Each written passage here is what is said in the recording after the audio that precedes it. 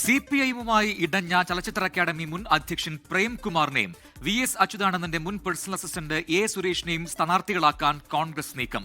പ്രേംകുമാറിനെ Thiruvananthapuram കഴക്കൂട്ടത്തും A സുരേഷിനെ പാലക്കാട് മലമ്പുഴയിലും മത്സരിപ്പിച്ചേക്കും. പ്രേംകുമാർ കോൺഗ്രസിന്റെ സംസ്കാര സാഹിത്യ പരിപാടിയിൽ നാളെ പങ്കെടുക്കുന്നുണ്ട്. AICC general secretary KC വേണുഗോപാലുമായി CPI അംഗമായ നടൻ ജയൻ ചേർത്തല കൂടിക്കാഴ്ച നടത്തി. ചലച്ചിത്ര അക്കാദമി മുൻ ചെയർമാൻ പ്രേംകുമാർ, VS അച്യുതാനന്ദന്റെ മുൻ പേഴ്സണൽ അസിസ്റ്റന്റ് A സുരേഷ്, ഇടതു സഹയാത്രികനും നടനുമായ ജയൻ ചേർത്തല.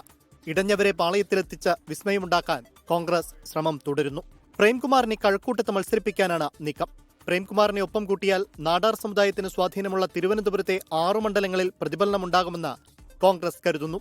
നാളെ കോട്ടയത്ത് നടക്കുന്ന കോൺഗ്രസിന്റെ സംസ്കാര സമിതിയുടെ പരിപാടിയിൽ പ്രേംകുമാർ മുഖ്യാതിഥിയായി പങ്കെടുക്കും. തെരഞ്ഞെടുപ്പ് രാഷ്ട്രീയത്തിന് പറ്റുന്ന ഒരാളായിട്ട് ഞാൻ എന്നെ കുറിച്ചൊരു വിലയിരുത്തൽ എനിക്കില്ല. അങ്ങനെ ഒരു മനസ്സ് ഇപ്പോഴും എനിക്കില്ല. നാളെ എന്താണെന്നൊന്നും എനിക്കൊന്നും പറയാൻ പറ്റൂല. നമുക്ക് നോക്കാം. VS അച്യുതാനന്ദന്റെ മുൻ പേഴ്സണൽ അസിസ്റ്റന്റ് A സുരേഷ് മലമ്പുഴയിൽ UDF പിന്തുണയോടെ സ്വതന്ത്ര സ്ഥാനാർത്ഥിയാവും.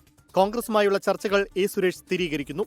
നാളെ പാലക്കാട് പ്രതിപക്ഷ നേതാവ് VD സതീശന്റെ പുതുയുഗയാത്രയിൽ A സുരേഷ് പങ്കെടുത്തേക്കും. UDF സ്ഥാനാർത്ഥിയാവണമെന്ന് അവർ എന്നോട് സമീപിച്ചിരുന്നു. സ്ഥാനാർത്ഥിയുടെ കാര്യം പറയേണ്ടത് ഞാനല്ല, UDFന്റെ ഉന്നത നേതൃത്വം തന്നെയാണ്. ഞാൻ ആലോചിക്കുന്നത് മാത്രമേ പറഞ്ഞിട്ടുള്ളൂ. എൻ്റെ നിലപാടിൽ തന്നെ ഞാൻ തുടരും.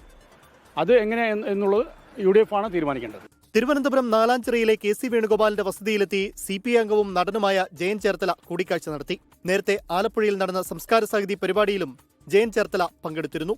24 തിരുവനന്തപുരം.